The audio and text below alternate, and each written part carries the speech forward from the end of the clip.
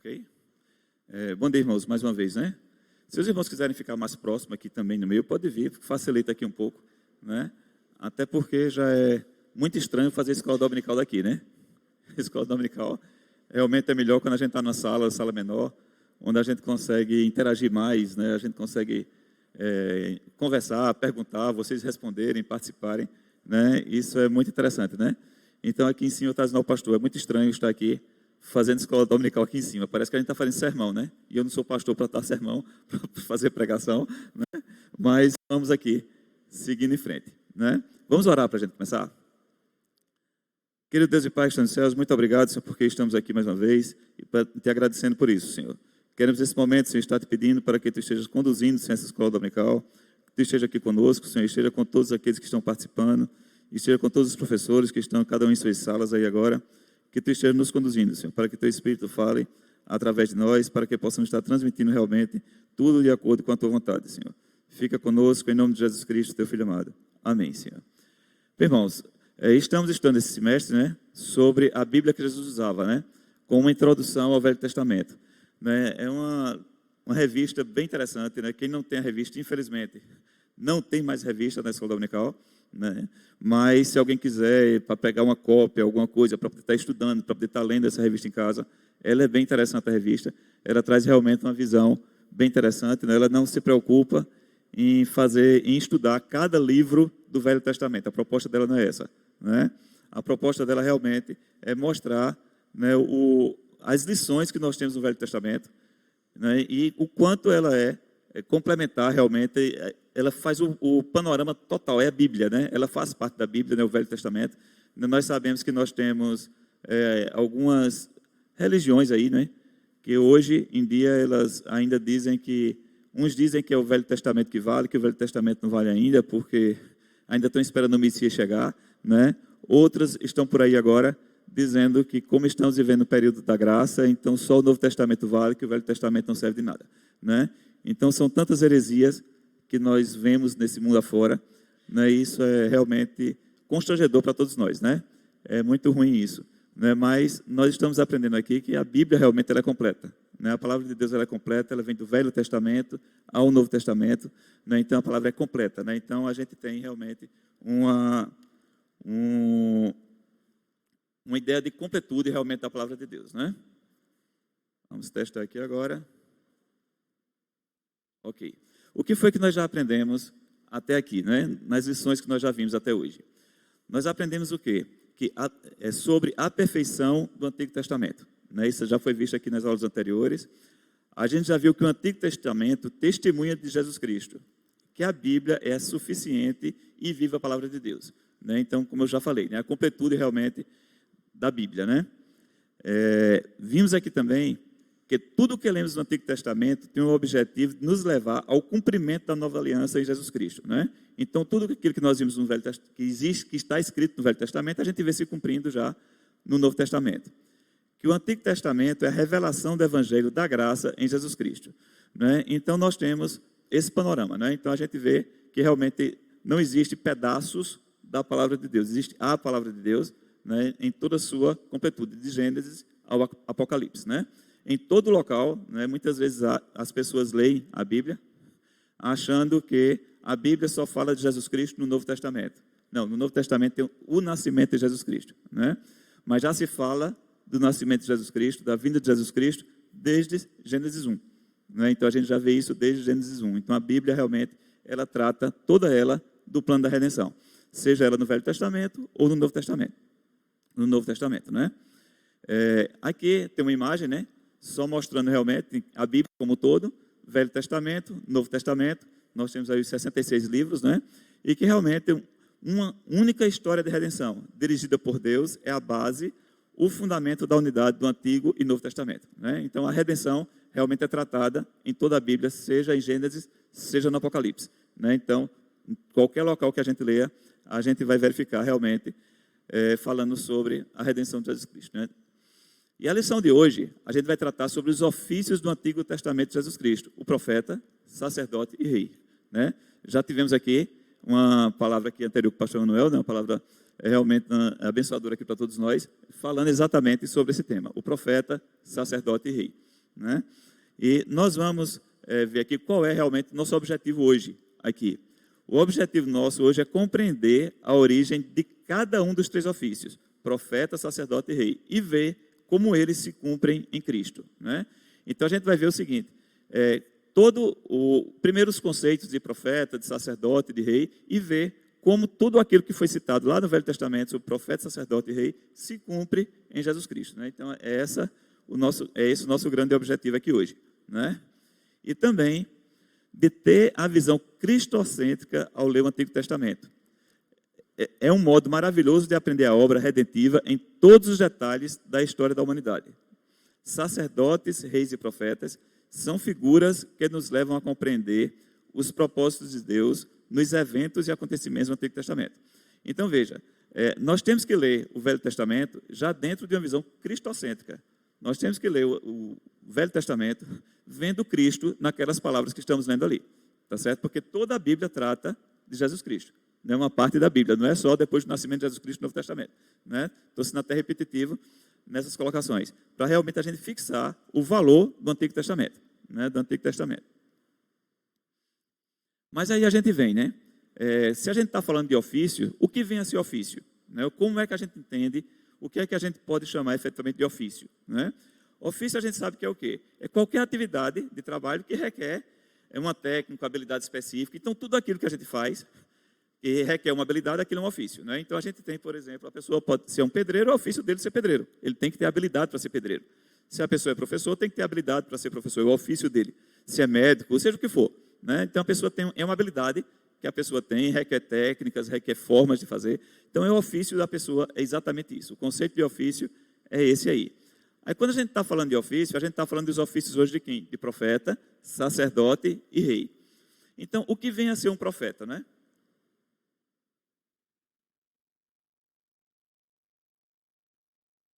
O profeta nada mais é do que um porta-voz de Deus.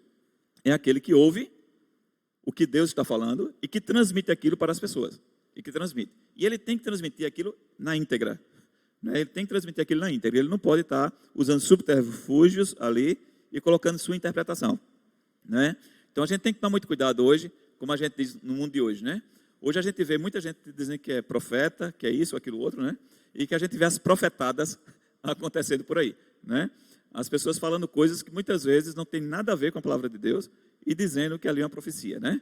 Que aquilo é uma profecia, que escutou aquilo e tal. Então vamos tomar cuidado com as coisas que a gente escuta por aí. O sacerdote é aquele que serve de mediador entre Deus e as outras pessoas. Entre Deus e as outras pessoas. Hoje nós temos o que? Jesus Cristo, nós somos sacerdote, né? Mediador entre a gente e Deus. E o rei, pessoa que tem o poder soberano no reino, né? Então aquele é o que manda, né? O soberano realmente é o que está ali, né? É o maior de todos. O nosso texto base hoje vai estar lá em Gênesis, do capítulo 1 até o capítulo 3, né? A gente não vai ler esse texto todo aqui agora, são 3 capítulos. A gente vai discorrendo dele aqui ao longo da lição. Mas eu destaquei o primeiro versículo da Bíblia. No princípio criou Deus os céus e a terra, né? Então, se a gente começar a ver, a gente já começa a entender aí a importância desses capítulos. Porque a gente está tratando o que aí? Da existência do todo, né? Por onde tudo está começando. Onde tudo começa, né? E como diz Augusto Nicodemos, né? Eu estava ouvindo uma das pregações dele esses dias, até estudando aqui para a lição também, onde ele diz o seguinte: se você acredita que no princípio criou Deus os céus e a terra, você não pode ter mais dúvida de nada na Bíblia. Nada na Bíblia pode gerar dúvidas para você, né? Porque ele está comentando do quão é difícil você realmente entender esse versículo e você crer nisso aí, né? Porque imagine uma situação do nada, Deus já existia. Deus não foi criado, né? Deus já existia, né? E você passar a acreditar que não é uma força, Deus não é força, Deus é uma pessoa, né? E você crê, tá certo, que realmente este ser, esta pessoa já existia muito além de qualquer imaginação nossa, de qualquer coisa palpável, né? De qualquer coisa que a gente possa realmente pegar, sentir, olhar, ver e dizer o seguinte: este ser, no princípio, criou os céus e a terra. Os céus e a terra, né? Ele esqueceu o versículo mais difícil da pessoa aceitar. Se a pessoa tiver fé, que no princípio, realmente, Deus criou os céus e a terra, então você não pode questionar nada não. Você não pode achar estranho Deus pegar um barro ali e criar um homem. Você não pode achar estranho nada disso, né? Porque você realmente crê realmente na existência desse Deus, né? Realmente isso é uma situação, muito complexo para a nossa mente humana, né? Então só realmente Deus plantando no nosso coração a fé, né? Isso é fé, né? Isso é fé realmente, demonstração de fé, crer realmente nesse ponto, né? Mas o que trata realmente Gênesis de 1 a 3? Primeiro ele retrata tudo como tudo começou, né? Como tudo começou, né? A gente já viu lá no versículo 1, criou os céus e a terra, e assim ele vai, e ele conta toda a história da criação nesses 3 capítulos, né? Ele fala da origem do ser humano, ele fala como surgiu o casamento e a sua natureza, ele fala porque existe tanto mal, a gente consegue entender porque que o mal está tão arraigado no mundo de hoje, né? A gente consegue entender a origem desse mal. Qual a necessidade de um redentor? Então a gente começa a ver lá atrás, lá em Gênesis 1, 2 e 3, que já existe a necessidade de um redentor. Então a gente começa a ver o quão Deus é maravilhoso conosco, o quanto ele chega e diz, ó, tá aí, a minha palavra está aí, né? E chega lá, inspira pessoas, escribas, né? Para escreverem sobre isso, para a gente poder ter esse conhecimento e compreender tudo isso, né? Quem escreveu esses livros, né? Quem escreveu o Gênesis foi mesmo quem escreveu todo o Pentateuco, né? Gênesis, Levítico, Número, Deuteronômio. Foi Moisés que escreveu esses livros, né?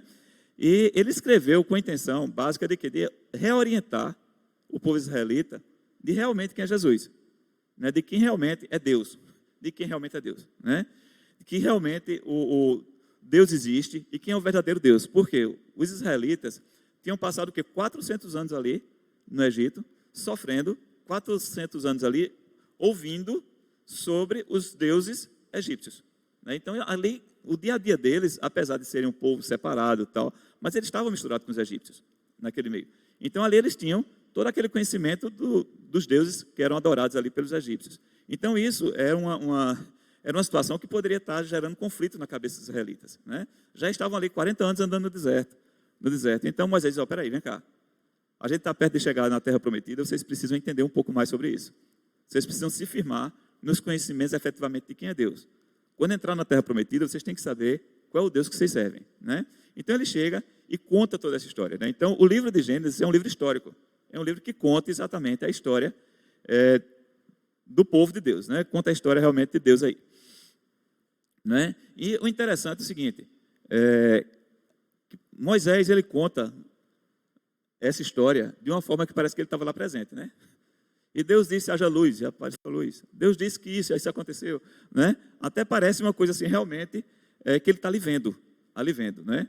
Então, se a gente começar a ler também os livros do Velho Testamento, começar a ler o livro de Gênesis, e a gente começar a ler como se nós estivéssemos fazendo parte daquela história, estivéssemos ali presenciando o que estava acontecendo, tudo vai ficar mais fácil, né? Vai ficar mais fácil de você compreender, vai ficar mais fácil de você vivenciar aquilo ali, né? Imagine você estar sentado aqui, né, no meio do nada, aí daqui a pouco aí você escuta a voz, Deus dizendo, haja luz, aí aparece a luz. Aí daqui a pouco Deus diz, que apareçam as estrelas, né? Os luzeiros, né? Aí ele criou o sol, criou a lua, tal, e cria as estrelas. Daqui a pouco você está assim, aparece aquele monte de pontinho de estrela no céu, né? Então, assim, é uma sensação realmente muito bonita. Você está assim, daqui a pouco diz assim, ó, que apareçam os animais da terra. E os animais começam a aparecer, né? Então, se a pessoa, vendo uma cena dessa, né, realmente seria emocionante uma situação dessa, né? Então, você lê o livro de Gênesis e conseguir entender que Moisés estava contando uma história como se ele estivesse ali presente, participando disso, né? Então, a gente consegue ver o quanto é valioso realmente a gente estar estudando o Velho Testamento, né? E o interessante é o seguinte, se a gente começar a ver, né, sobre as ações de Deus na criação do mundo, se a gente conseguir dividir os 3 primeiros dias dos outros 3, né, separando o dia de descanso, a gente começa a ver o seguinte. No primeiro dia, Deus criou o quê? Luz e trevas. No segundo dia, ele fez a separação das águas, dos céus, tal. No terceiro, terra fértil. Aí no quarto ele começa. Ele criou sol, luz e estrelas. No quinto dia, aves e peixes. No sexto dia, os animais terrestres e homem e tal. Se a gente começar a perceber a lógica que existe nisso aqui, né? A lógica que foi traçada e como é que foi pedagógico mesmo, a forma de Moisés mostrar essa criação, né? A gente vê o seguinte, que Deus não criou as coisas por acaso. Ele já criou isso tudo dentro de um planejamento, de um planejamento. No primeiro dia, nos primeiros 3 dias, ele criou todos os ambientes. Ele deixou tudo pronto. Ele criou luz, criou trevas, separou as águas, céus, terra fértil. Criou tudo isso. No terceiro dia, ele já começou a colocar uma vegetação ali. Mas no quarto dia, ele começou a fazer o quê? Encher os ambientes. Quando ele criou luz e trevas no primeiro dia, no quarto dia ele criou o quê? Sol, lua e estrelas. Né? Quando ele disse que ele criou luz e trevas no primeiro dia, e depois no quarto dia que foi sol, lua e estrelas, espera aí, mas o sol, lua e estrela é a luz. Como é que ele criou luz no primeiro dia? Né? Então, essa luz do primeiro dia é a própria luz de Deus refletindo sobre aquele arsenal que ele já tinha criado. É a própria luz de Deus naquele arsenal. Né? No quarto dia ele fez o quê? Vou criar agora sol, lua e estrelas. Quando ele cria águas, céus, já está planejado para ele no quinto dia fazer o quê? Aves e peixes. Terra fértil, animais e homens. Então a gente vê toda essa correlação de Deus aí nessa situação. Aí a gente diz assim, vem cá, mas Deus é Deus. Deus, do mesmo jeito que ele disse assim, haja luz, né? Haja luz, ele poderia ter dito assim, faça-se o mundo. E tudo teria sido feito. Teria sido feito o homem, mulher, os animais, tudo tinha acontecido, né? Mas isso para a gente é uma lição, né? É uma lição que Deus passa para a gente. Nós temos essa mania de querer as coisas tudo no mesmo instante, né? Hoje nós achamos que o mundo é aquilo ali, né? Então eu quero isso, então tudo tem que acontecer agora. Os filhos da gente então, né? Essa geração mais nova, principalmente, né? Eles não querem nada para amanhã, eles querem tudo para ontem. Estão pedindo hoje, mas querem que desde ontem esteja pronto, né? Mas Deus, Todo-Poderoso, Ser Supremo, né? Que pode fazer todas as coisas, que poderia ter resolvido isso em um dia, ele chega, vamos com calma. Na vida tem planejamento, vocês têm que aprender o que é planejamento. O humano lá depois, o ser humano, o homem depois, tem que entender o que é planejamento. Nós temos que fazer as coisas planejadas. Nós temos que fazer, dia após dia, nós temos que dar o nosso passo. O nosso passo. Né? Célia que trabalha com planejamentos ali, sabe o que é isso. Né? Eu trabalho com isso também. Né? Então, isso para a gente é de fundamental importância. Né? Todo mundo planeja alguma coisa na vida. Né? Você planeja alguma coisa na sua casa, você não vai fazer na sua casa de um dia para o outro. Você planeja, você se organiza. Tudo é uma organização. Né? E Deus dá essa aula para a gente. Essa aula de organização. Vocês se organizem. Né? Se organizem, porque não é bem assim não. As coisas não acontecem dessa forma. Né? E a gente vê nessa situação aí que no 7º dia Deus descansou. Será que Deus descansou porque ele estava cansado?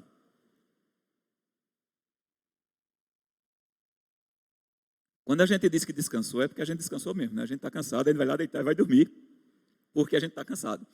Mas esse descanso de Deus aí não é porque Deus estava cansado do que fez. Ao contrário, esse dia de descanso Deus estava contemplando o que ele fez. É dia de contemplação dele, né? Ele está contemplando efetivamente aquilo que ele fez, né? E Deus chega aí e ele cria tudo isso de uma forma tão interessante que quando ele criou todos os astros, né? Terra, lua, sol, tal, aquele lance todinho, a gente começa a verificar o seguinte, que tudo isso gera um controle efetivamente aqui das estações. Isso tem um controle do dia, isso tem um controle do mês, isso tem um controle do ano. Né? Então Deus fez o quê? Vamos falar assim no popular, da linguagem nossa. Deus terceirizou esse controle para os movimentos da Terra, né, e tal, essas coisas todas. Então, Deus terceirizou esse serviço. Vamos pensar assim. Mas Deus chega e diz assim, a semana, eu não vou terceirizar para ninguém não, a semana quem criou fui eu mesmo, e a semana é minha. Né? A semana vão ser 7 dias, e os 6 dias vocês vão trabalhar, e o 7º dia é o dia de descanso. É o dia de dedicar ao Senhor, é o dia de contemplar as coisas que o Senhor fez. O dia de contemplar o que o Senhor fez. Né? Então, isso é interessante para a gente, porque a gente começa a perceber o seguinte, que Deus deixa uma marca dele, dizendo o seguinte, olha, eu sou o Senhor de tudo mesmo. Até aquilo que eu criei, que pode orientar o tempo, mas a orientação da semana também, eles estão fazendo porque eu permiti, e a orientação da semana é minha. É tanto que no passado, só era visualizado desta forma semanal pelos israelitas. O povo não tinha esse hábito, não tinha essa ideia de semana, do 7º dia ser o dia do descanso, né? Mas os israelitas tinham. Por quê? Porque Deus estava com ele e eles tinham toda essa orientação sobre isso, né? Vamos ler aqui agora alguns textos, né? Eu vou lendo aqui, todos os textos serão projetados. Eu coloquei todos aqui no PowerPoint para facilitar a condução nossa aqui. Eu acho que a fonte aí está boa, acho que está dando para ler, né? Eu acho que está legal, está dando para ler para vocês. Aí. E a gente vai lendo aqui, versículo por versículo, e a gente vai discorrendo cada um sobre eles. Será Gênesis 1, de 26 a 28, e Gênesis 2, 5, 7 e 19. Vamos lá. Eu estou avançando para vocês e avançando para mim aqui, né? Tem um controle lá e um controle aqui comigo aqui. No primeiro, Gênesis 26, 1, 26 diz: Também disse Deus, façamos o homem à nossa imagem, conforme a nossa semelhança. Tenha ele domínio sobre os peixes do mar, sobre as aves dos céus, sobre os animais domésticos, sobre toda a terra e sobre todos os répteis que rastejam pela terra. Né? Tem algumas letras destacadas aí, né? Cores diferentes. Né? Essa primeira parte aí, né? Façamos o homem à nossa imagem, conforme a nossa semelhança. Né? Isso realmente é um destaque, porque a gente vê ao longo da história, né? Eu não li todos os versículos aqui, mas é conhecido de todos. Deus criou animais, Deus criou peixes, Deus criou aves, Deus criou tantas coisas. Né? E Deus não criou nada à imagem dele. Nada à imagem e semelhança dele, a não ser o homem. Né? Então, isso é um ponto realmente muito valoroso. É uma coisa que realmente a gente tem que primar muito sobre isso, né? Porque a gente sabe, é uma responsabilidade nossa. Né? O peso da responsabilidade que nós temos sobre nós, quando Deus diz assim, eu criei o homem à minha imagem e semelhança. Né? Nós temos uma responsabilidade muito grande, porque se nós temos a imagem e semelhança de Deus, nós temos que agir de acordo com as características de Deus. Né? Então, isso é uma responsabilidade nossa, isso é um peso nosso. Né? Mas é interessante que ele cria esse homem à imagem e semelhança e diz o seguinte, que esse homem vai ter domínio sobre todas as coisas que foram criadas. Né? Ele já tinha criado animal terrestre, já tinha criado ave, já tinha criado peixe, né? Já tinha criado plantas, né? E nada disso ele deu este poder. A nenhum deles ele deu esse poder. Mas ao homem ele deu o poder, tenha domínio sobre os peixes, sobre as aves, sobre animais, sobre toda a terra, sobre os répteis que rastejam, quer dizer, sobre toda a criação. Tá certo? Aqui está bem limitado, se a gente for observar, apesar de dizer assim, Deus deu poder para tudo. Deu. Para tudo que ele criou. Deus não deu poder a ninguém aqui de estar dando ordens a ele, não. Ninguém deu poder a nenhum homem aqui para estar dizendo assim, eu determino, o Senhor vai fazer, eu quero que ele faça. Não. Deus deu domínio sobre o que ele criou. Não deu domínio nenhum sobre as coisas, sobre ele, né? Ele é o rei, né?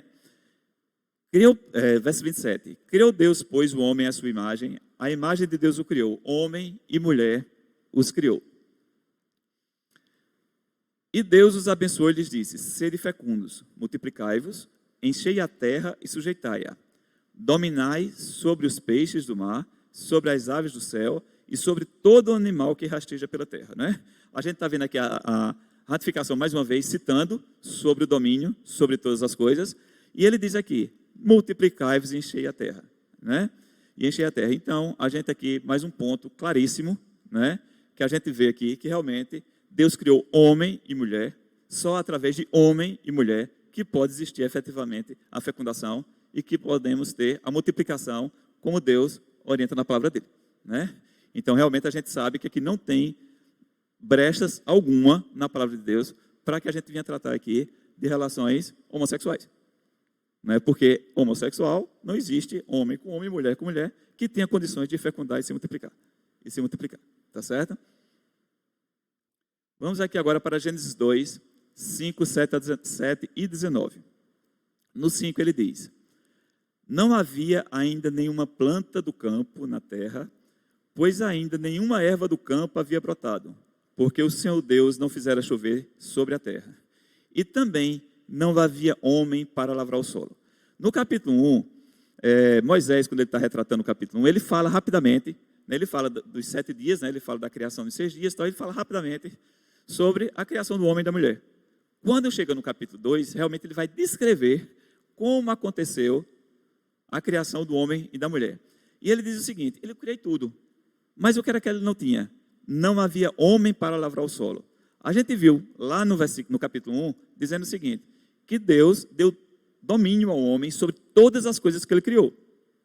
Ele deu domínio sobre isso. Então, ele vai tomar conta daquilo ali, né? Ele vai agir em cima daquilo ali. Mas ele chega no 2 e diz o seguinte, ó, você não só vai mandar não, meu amigo, você tem que trabalhar também. Você vai ter que lavrar o solo. O solo está aí. a vegetação está aí, tem plantas aí, tal, mas tudo isso é necessário que você trabalhe. Né? Então, muita gente acha que o trabalho aconteceu porque Adão pecou, né? Não tem nada a ver com isso, não. Hein?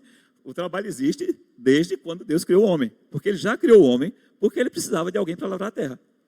Para lavrar a terra, tá certo? No verso 7 diz: então formou o Senhor Deus ao homem, do pó da terra, e lhe soprou nas narinas o fôlego da vida. E o homem passou a ser alma vivente. Veja que cena, né? Assim, né? Deus chega lá, ele saiu criando, haja luz, né? Que seja criado a água, a separação das águas, seja criado o firmamento, tal. Ele saiu criando assim, né? Quando chega para o homem, o que é que Deus faz? Ele vai lá, pega o pó da terra ali, né? Com aquela neblinazinha que estava no solo, né? Já naquela época, aquela coisa umedecida, aquele barro. Aí Deus chega lá e ele forma. Ele forma. Então Deus, ele não meramente não disse faça o homem. Ele poderia ter feito, né? Mas ele foi um carinho especial, um cuidado especial na criação do homem, né? Aí imagina o seguinte: quando ele criou aquele homem, ele criou um boneco de barro, né? Um boneco de barro, porque não tinha nada, era um boneco de barro. Até que ele pegasse aquele boneco de barro e soprasse as narinas, levando o quê? O fôlego da vida. Naquele momento, aquele boneco de barro é um homem. É um homem. É um homem que recebe o quê? Todas as características de Deus, né? Ele recebe a imagem e a semelhança de Deus, né? Então, assim, é uma forma, né, interessante da gente ver, da gente pensar, né, como Deus teve cuidado na criação do homem, né? O quão o homem é precioso para ele. Ele não meramente, não que as outras coisas não sejam preciosas, né, para ele, mas ele criou o homem realmente a sua imagem e semelhança, né? A sua imagem e semelhança, e ele criou de uma forma muito carinhosa o homem, né? E agora? No verso 19 ele diz: havendo, pois, o Senhor Deus formado da terra todos os animais do campo e todas as aves do céu, trouxe-os ao homem para ver como este lhe chamaria. E o nome que o homem desse a todos os seres viventes, esse seria o nome deles, né? Então a gente vê o seguinte: Deus chega nesse momento e diz assim: ó, homem, eu te dei domínio sobre todas as coisas, E agora eu vou colocar sob sua responsabilidade a autoridade agora de nomear cada um dos seres viventes que eu criei, de cada um desses animais, né? Aí já imaginaram Adão sentado numa pedra, né? E passando lá, o casalzinho de elefante, ele faz isso aqui, é um elefante. Aí daqui a pouco vem um casalzinho de rato, ele faz isso aqui, é um rato, né? Imagine essa cena, né? É interessante a gente parar e analisar realmente, como se a gente estivesse vivenciando o momento das coisas, porque é assim que aconteceu, né? Na mente nossa, onde a gente consegue imaginar dessa forma. Porque não foi por acaso, não foi assim, cada dia aparecia um animalzinho perto dele ali, um negócio ali perto. Não, Deus providenciou tudo isso. E Deus deu essa autonomia ao homem realmente para nomear todos os seres viventes e para o quê? Lavrar a terra. E para realmente lavrar a terra, né? Então, quando a gente chega nessa situação, a gente conversou aqui tudo sobre o domínio do homem, sobre o homem ter domínio sobre as coisas, né? E aqui, diante disso tudo, a gente está começando a ver o quê? O homem estava agindo como o rei, né? Ele está agindo ali realmente como uma pessoa que tem um domínio sobre todas as coisas. Estamos falando aqui do ofício de rei para o homem lá atrás, né? Lá em Gênesis, no início de tudo, no começo de tudo, né? Mas sabemos que o homem é o rei, mas é um rei que está sob o domínio do rei maior, que é Deus, né? A gente diz o seguinte, que Deus é a autoridade original. E o homem tem uma autoridade derivada da autoridade de Deus. Né? A autoridade passada por Deus, né? Que ele tem que exercer, na realidade, ele exerce toda a autoridade sobre a criação. Mas ele não vai agir ali por vontade própria. Eu vou fazer assim, vou fazer daquele jeito, né? Como muitas vezes o homem quer fazer hoje, né? Mexer realmente na criação ao bel prazer. Isso não é o homem não tem autoridade para isso. Essa autoridade é de Deus. O homem está aqui para fazer, mas fazer tudo de acordo com a vontade de Deus, né? Ele tem o homem tem que se sentir o domínio cuidador de Deus sobre essas coisas. Deus é quem cuida de tudo. Eu estou aqui para operacionalizar as coisas, para fazer as coisas acontecerem, as coisas que Deus me confiou. Então nós vemos aqui os propósitos de Deus na criação do homem. Foi o quê? Se eu mostrar para vocês, vocês vão ver, né? Vou mostrar para vocês, não vai ficar vendo sozinho aqui não, né? Propósito de Deus na criação do homem. Primeiro ponto, alguém para cultivar a terra, né? Mas Deus criou o homem também para ter comunhão com ele. Ter comunhão com ele. Para ter domínio sobre a criação, para ter a formação da cultura, para ter um estabelecimento do povo de Deus, né? Então Deus criou o homem para isso, né? Para isso. Vamos discorrer mais um pouco aqui. Vamos lá agora em Gênesis 2, 8 e 15. E plantou o Senhor Deus um jardim no Éden, na direção do Oriente, e pôs nele o homem que havia formado. Tomou, pois, o Senhor Deus ao homem e o colocou no jardim do Éden para cultivar e o guardar, né? Eu fiz uma imagenzinha aqui depois, né? Porque vamos só, aliás, antes da imagenzinha, deixa eu vir aqui. Veja só esse versículo 8. E plantou o Senhor Deus um jardim no Éden, na direção do Oriente, e pôs nele o homem que havia formado, né? Então, se a gente for verificar aqui, existia um jardim. O jardim lá do Éden, estava lá atrás, e Deus criou Adão ali. Deus criou Adão naquele local. Mas o verso 8 diz o quê? E Deus criou um jardim no Éden. Então Deus criou mais um jardim dentro do jardim que já existia. E nesse jardim, ele fez o quê? Ele levou Adão para lá. Adão estava lá, criado no campo, e ele levou Adão para esse novo jardim, que ele criou para a banda do Oriente. E foi nesse jardim que Deus percebeu que não era bom que o homem tivesse só, né? Foi nesse jardim que Deus foi lá e criou Eva. Eva surgiu ali, né? Eva nasceu ali da costela de Adão, dali, né? E por que Deus fez isso? Trouxe eles para lá para cultivar e guardar o jardim. Deus criou um jardim ali exclusivo, um jardim belíssimo, né? Com tudo que eles precisavam, estavam ali. Tudo estava à disposição deles, né? Então era uma coisa realmente assim, sobrenatural, né? Na minha visão, né? Assim, tinha tudo ali realmente que eles precisavam, né? E Eva, né, criada realmente da costela de Adão, nesse momento ela também é criada com todas as características de Deus, porque veio da mesma matéria-prima, né? Então eles tinham realmente,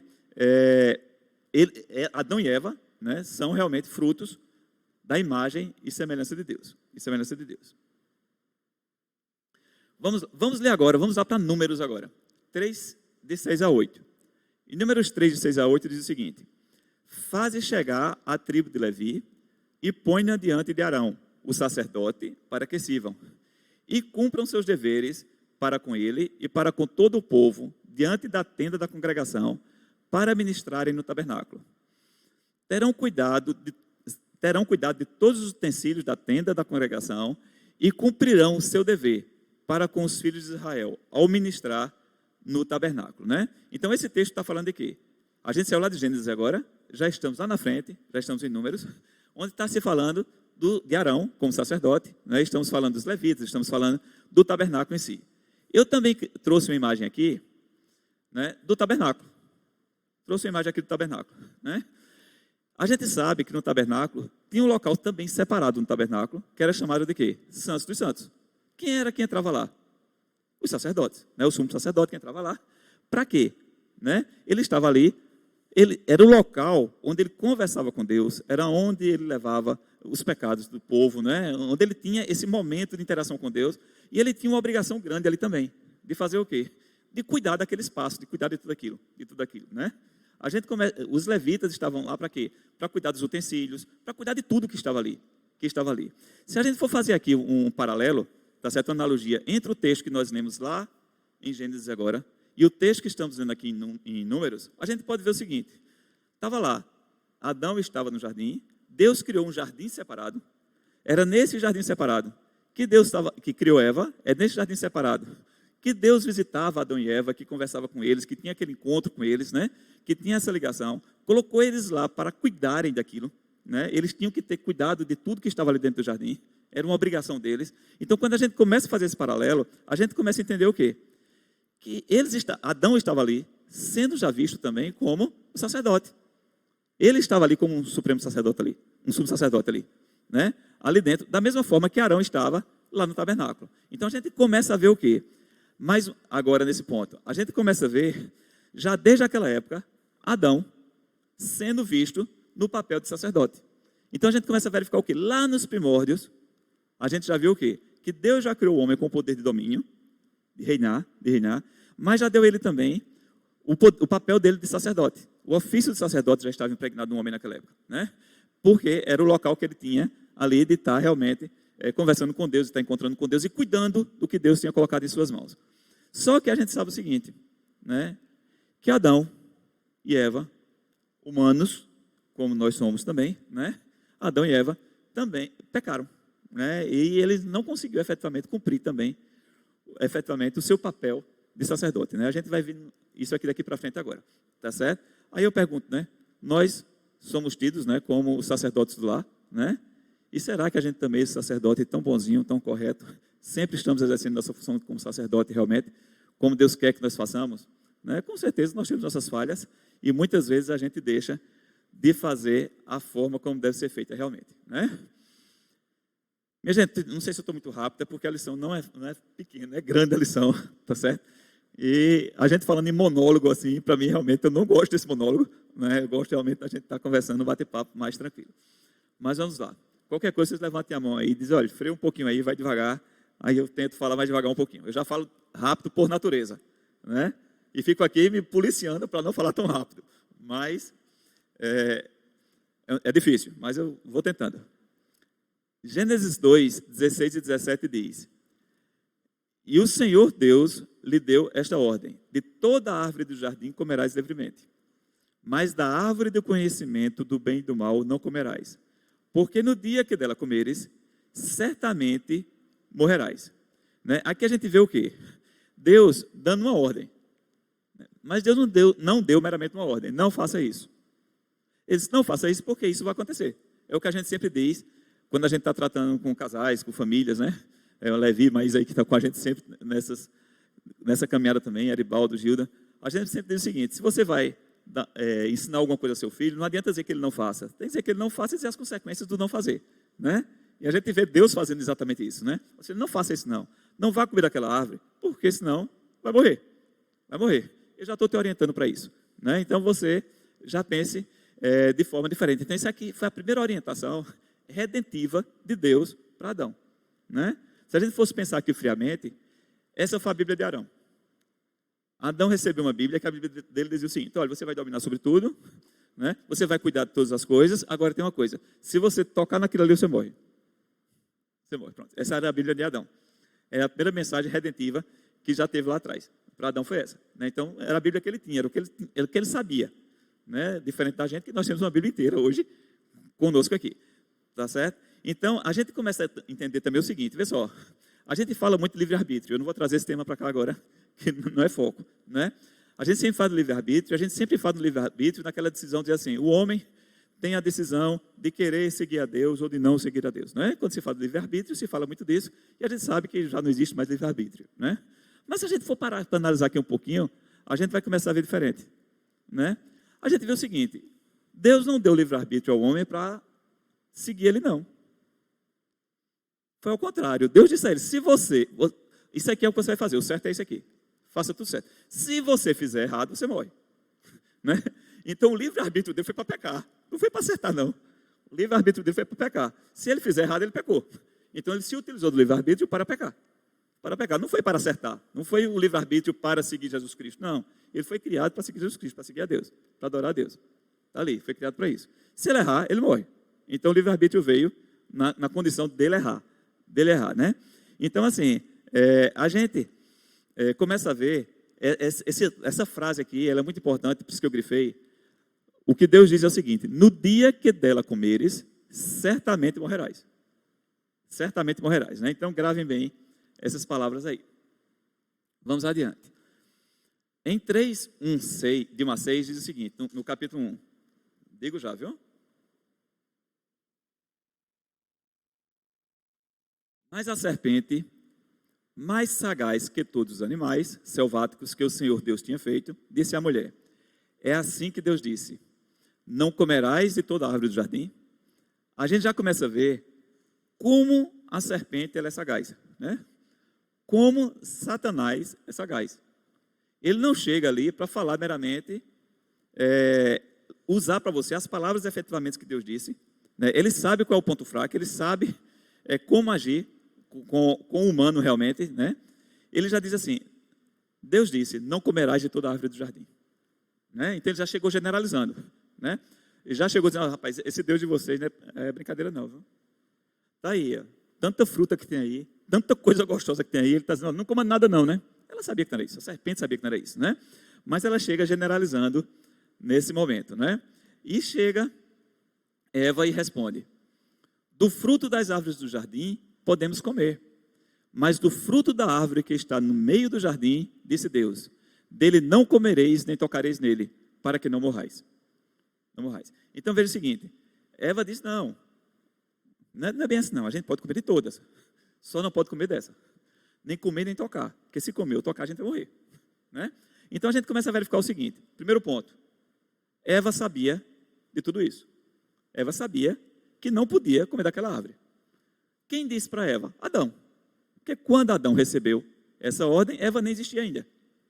Então, Adão fez o dever de casa, né? Fez o dever de casa e contou para Eva. Só que foi nesse dia aí que começou a existir a questão do telefone sem fio.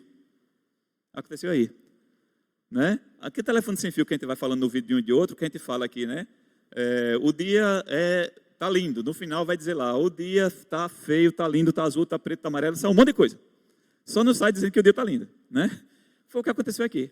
Se vocês começarem a ver aqui agora, Eva já aumentou um ponto na história. Deus disse, não coma, que vai morrer. A Eva faz, não coma nem toque. Deus disse que era para não tocar. Não foi esse o recado que Deus deu a Adão, né?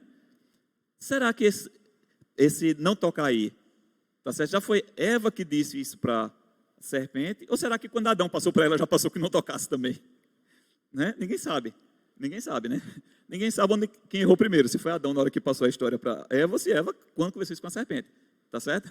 Então assim, a gente começa a ver que talvez isso seja uma forma até de dizer, não, né? Deus deu uma ordem para a gente e foi uma ordem também muito rigorosa, né? Então já começa a ficar naquela história, não, eu posso comer de tudo, agora realmente Deus disse que nem comesse nem tocasse. A gente pode pensar dessa forma também, pode pensar que foi só Eva que já chegou e alterou esse texto aí nessa hora e disse isso, né? Então olha, Deus realmente é rigoroso, nem tocar a gente pode nessa árvore, né?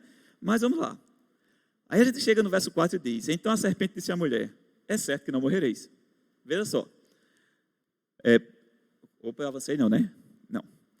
Então a serpente disse à mulher, é certo que não morrereis, porque Deus sabe que no dia em que dele comerdes, se vos abrirão os olhos, e como Deus, sereis conhecedores do bem e do mal.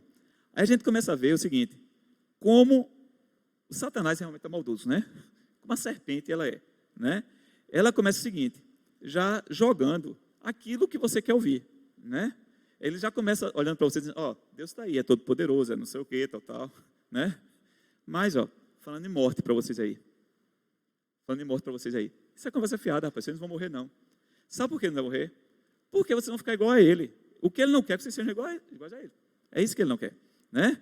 Então, vocês vão começar a conhecer o que é o bem e o que é o mal, tal. Então, começa a encher os olhos. Humano é humano, né, minha gente? Hoje, né, qualquer um que chega aqui para a gente de qualquer historinha, muitas vezes, se você não parar para pensar, você enche os olhos naquilo e começa a acreditar que aquilo ali realmente é daquele jeito mesmo. Então, isso mostra para a gente o quanto nós temos que ter filtro naquilo que nós ouvimos e naquilo que nós falamos também. Temos que ter filtro em tudo isso, né? Então, veja, a gente começa a ver, quando ela diz, não morrereis, né? Se a gente for pensar aqui diferente, Adão quase não morre, né? Adão viveu mais de 900 anos, né? Eu acho que se fosse baseado nisso, se Adão e Eva não tivessem entendido realmente, logo em seguida, o que era a história, eles iam começar a dizer, realmente, a serpente falou certo. Olha Adão vivo aí. E Adão vivendo, né? Então a gente começa a ver, não, sereis conhecedores do bem e do mal. Também não foi uma mentira tão grande não, né? Porque até então, o que Adão sabia, o que era bem e o que era mal, era aquilo que Deus orientava para ele. Ó, não faça isso, não coma da árvore, porque isso é mal. Mas era uma orientação que ele tinha. A partir do momento que ele comeu aquilo ali, agora não. Ele realmente ia passar a conhecer o bem e o mal nas consequências na carne. Era ele que ia sofrer. Dentro do sofrimento dele, ele sabia se estava certo ou errado, como nós sofremos até hoje. Né? Como nós sofremos isso até hoje. Né? Gênesis 6. Vendo a mulher que a árvore era boa e agradável era boa para se comer, agradável aos olhos e árvore desejável para dar entendimento, tomou-lhe do fruto e comeu. E deu também ao marido. E ele comeu. Né? Então, veja, a árvore não era só boa aos olhos, ela era boa de comer, era saborosa, era tudo a árvore. Né? Então, é assim que muitas vezes acontece, quando um pecado chega na mão da gente. Chega mostrando realmente aquela coisa mais linda, mais saborosa, mais bonita, mais bela. Né? E muitas vezes, aquilo ali realmente é o tiro no seu pé. É onde está o seu problema. Onde está o seu problema. Aquilo que encheu muito os seus olhos, pode ser que aquilo ali seja o seu problema realmente. Né? Mas o que aconteceu? Ela viu que aquilo era tão bom, tão gostoso, tão saboroso, que ele tomou do fruto e comeu. Ela tomou do fruto e comeu. E não só comeu, mas ela deu ao seu marido. Esse texto não está dizendo que ela comeu aquela fruta e depois ela pegou um fruto daquele. E o marido estava lavrando a terra em algum local e ela foi lá dar o fruto para não comer, não. Não está dizendo nada disso. Né? Não está dizendo que foi num segundo momento. Isso está dando a entender que ela comeu e entregou. Então, Adão. Dá a entender que Adão estava ali do lado. Que Adão estava ali do lado. Que Adão estava presenciando, inclusive, a conversa com a serpente. Né? Dá a entender exatamente isso. E a gente começa a ver que, nesse momento, Adão fracassou total. Foi um fracasso total. Ele, como sacerdote, como cuidador daquele local, o que era para ele ter feito? Ele tinha que cuidar daquele espaço. Ele tinha que pegar a serpente e dizer, serpente, vai-te embora. Aqui não tem lugar para você, não. Eu estou aqui para cuidar disso aqui. Essa árvore realmente aqui não é para ser comida, não. Não é para ser comida, não. Né? E não é isso que ele faz. Então, ele também cede, né, a isso aí. Então, a gente vê o papel dele de sacerdote que foi dado a ele fracassado. Né? O papel de sacerdote para ele foi fracassado. E o que acontece com ele? A gente vai lá agora, pular mais um pouquinho, sair lá do Gênesis e vamos lá em Deuteronômio. Deuteronômio 18, 20. Diz o seguinte: porém, o profeta que presumir de falar alguma palavra em meu nome, que eu lhe não mandei falar, ou o que falar em nome de outros deuses, esse profeta será morto. O que é que Deus está dizendo? Se aquele profeta falar o que ele não mandou falar, ou falar de coisas que ele falou imputando a outros deuses, que vai morrer. Né? Então, o que aconteceu? Foi que Adão disse que Deus disse a Adão: se você comer daquilo, você vai morrer. Comer daquela árvore, vai morrer. Né? E eles comeram. E o que aconteceu? Realmente, a morte passou a existir. Então, a mesma coisa que foi feita lá, com tudo isso que foi passado para os profetas, lá em Deuteronômio, foi aquilo que já aconteceu lá atrás. Então, a gente começa a perceber o seguinte, que o papel de profeta, começa a existir aí. Né? Começa a existir aí. Então, a gente já começa a ver o papel do profeta. Então, a gente começa a verificar os três papéis, os três ofícios: rei, sacerdote e profeta. Né? A existência deles desde o início do mundo. Desde o início do mundo. Né? Então, a desobediência deles fez com que viesse julgamento realmente sobre eles e sobre toda a descendência. Né? Por isso que estamos assim hoje, nesse sofrimento. Né? Mas vamos lá. Aqui foi toda uma base, né? Não estou começando a lição agora, não, ela está acabando. Né? Mas eu trouxe aqui, toda uma base, né, que a própria revista traz para a gente, falando sobre o papel do profeta, do sacerdote e do rei, desde o início dos tempos. Né? Mas o título da lição diz: os ofícios do Antigo Testamento e Jesus Cristo. É a correlação dos ofícios que estão no Antigo Testamento com Jesus Cristo. Né? Vamos adiante aqui. Quando a gente vê aqui, como é que a gente vê Jesus Cristo no papel de rei, de sacerdote e profeta? Né?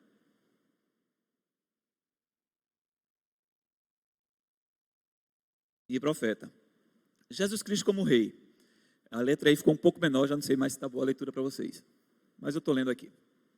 Como rei, ele diz o seguinte: Jesus governa como vice-regente do Pai sobre o mundo, protege o seu povo e conquista sobre seus inimigos. Então, a gente vê Jesus Cristo hoje, o papel de Jesus Cristo é exatamente isso. Né? Jesus Cristo hoje ele governa o mundo ao lado de Deus, ele está lá dentro de Deus, né? Reinando realmente sobre o mundo. Né? E se a gente vê Jesus Cristo passando sobre a terra, a gente também vê o domínio que Jesus Cristo tinha aqui na terra. Né? Ele fazia milagres, ele tinha poder sobre a natureza, né? Ele recebeu a autoridade de Deus sobre os céus e a terra. Então ele tinha autoridade não só enquanto estava na terra, mas ele também continua reinando à destra do Pai. Né? Então a gente vê todo o reinado de Jesus Cristo aí. Jesus Cristo como sacerdote. Jesus Cristo é o nosso mediador diante de Deus, oferecendo a si mesmo uma só vez, em sacrifício para satisfazer a justiça divina e nos reconciliar com o Pai, e vivendo sempre para interceder por aqueles que se achegam a Deus. Então, Jesus Cristo é o quê? O nosso sumo sacerdote, né? Ele está lá à destra do Pai, ele é o nosso mediador, né? Ele é quem está fazendo todo aquele papel que Arão estava fazendo lá como sumo sacerdote, como Adão deveria estar fazendo lá dentro do Jardim do Éden, né? Este é Jesus, como sacerdote. E como profeta, ele revela a vontade e a pessoa de Deus, né? A gente viu lá que o conceito de profeta é o quê? Que profeta é aquela pessoa que traz, que mostra, dá o direcionamento de Deus para a vida dos outros, né? Que mostra aquilo que Deus quer para que os outros façam e cumpram, né? Que vai acontecer. Então, é exatamente isso, Jesus Cristo aí como profeta. Mas, a gente tem um ponto aqui interessante, que nós estamos aqui, né? Somos seres humanos aqui hoje, a gente não é mais Adão, a gente não é Arão, a gente longe de ser Jesus Cristo, né? Então, mas nós continuamos sendo imagem e semelhança de Deus. Então, também nós somos chamados a ser o quê? Profetas, sacerdotes e reis. Lógico, com as devidas limitações, né? Então, nós também temos que ser profetas, sacerdotes e reis, né? Quando é que nós somos reis, né? Nós somos reis quando levarmos todo o pensamento cativo a Cristo e os povos à obediência ao Rei dos Reis, e a vivermos como reino sacerdotal, na certeza de que um dia pisaremos sobre a cabeça de Satanás, julgaremos os anjos e o mundo, e nos assentaremos ao trono de Cristo, né? Então, é a nossa visão como rei. É quando a gente leva todo o nosso pensamento cativo a Cristo e somos obedientes a Ele, quando a gente propaga a palavra de Deus, então nós estamos exercendo a nossa função aí de reis, né? Sacerdotes. Ao cuidarmos dos outros e intercedermos uns pelos outros e pelo mundo, vivendo como reino sacerdotal. Então, o sacerdote, ele intercede pelas pessoas. E nós, como sacerdotes também, temos que estar intercedendo pelas outras pessoas, né? Isso a gente já faz, a gente reúne, faz oração, a gente pede oração, a gente ora pelos outros. Então, nesse momento, a gente está exercendo nosso ofício de sacerdote, né? E quando estamos sendo profetas? Ao ensinarmos tudo aquilo que Deus falou através do Filho nos últimos tempos. Mateus 28, 18, 20, né? E por todo mundo prega o evangelho a toda criatura, tal. Então, nós estamos sendo profetas, por quê? Porque estamos divulgando a palavra de Deus. Não estamos sendo profetas quando a gente diz, meu filho, olha, vou dizer uma coisa a você, meu irmão. É melhor você não sair de casa amanhã, porque amanhã poderá acontecer um acidente. Deus falou comigo, meu amigo, isso é profetada dos infernos, como diz a história, tá certo? Não vá dessa história não, tá certo? Porque a gente está aqui como profetas de Jesus Cristo, de Deus, para passar a palavra de Deus adiante, tá certo? Nessas profetadas que a gente vê por aí não, tá certo? Estamos sendo profetas quando o quê? Quando proclamamos a mensagem de juízo e salvação do Evangelho e sendo como igreja coluna e firmeza da verdade. Prometi a vocês que estava acabando e agora chegou a palavra chamada conclusão, que talvez esteja sendo esperada por muitos, né? A conclusão. Vamos lá. Sacerdote, profeta e rei são ofícios de Cristo visíveis no Antigo Testamento, né? Então nós vimos aqui agora, no final, Jesus Cristo como rei, como profeta, né, e como sacerdote, né? E nós vimos que esses ofícios de Cristo, eles são visíveis desde o Antigo Testamento. Desde o Antigo Testamento. Não dá para a gente desvincular a Bíblia, dizer que tem um pedaço da Bíblia no canto e um pedaço da Bíblia no outro. Nós temos a Bíblia, nós temos a palavra de Deus do começo ao fim, de Gênesis a Apocalipse. É preciso ler o Antigo Testamento sob essa perspectiva, para que haja crescimento na experiência da vida cristã. Então a gente tem que ler a Bíblia vendo Jesus Cristo desde Gênesis, dentro dessa percepção cristocêntrica da palavra de Deus. Algumas aplicações, né? Ele diz o seguinte aqui, que a gente tem que procurar ler o Antigo Testamento observando todos os personagens apresentados como reis, sacerdotes e profetas, como, né? Os personagens apresentados como reis, sacerdotes e profetas apontavam para Cristo e deleite na obra do nosso Redentor, tá certo? Então a gente tem que começar a ler a Bíblia e começar a entender, observar que quando tem a história de um rei daquele, quando tem a história de um profeta, de um sacerdote daquele, que tudo aquilo está apontando já para o Redentor, tudo para Cristo, tá certo? Então vai ser a forma mais prática da gente ler o Velho Testamento, de a gente compreender exatamente. E outra é uma pergunta, né? Nós, né? Exercemos o nosso papel de rei, sacerdote e profeta? Tá certo? Isso aí ninguém precisa me responder não, isso aí é cada um por si, cada um pare e reflita sobre isso, né? Nós temos aqui agora a próxima lição, né? A próxima lição, a lição 6, o mundo do Antigo Testamento com destaque para o Deus incomparável, que resgata o povo da aliança. Tá certo? São lições maravilhosas, tá certo? Quem puder estar lendo essa revista, acompanhando essa revista, ela é muito enriquecedora. Tem muita informação, muita coisa boa nessa revista. Amém. Eu acho que acabei. Alguém quer comentar alguma coisa? Não? Então, amém. Vamos orar para encerrar, né?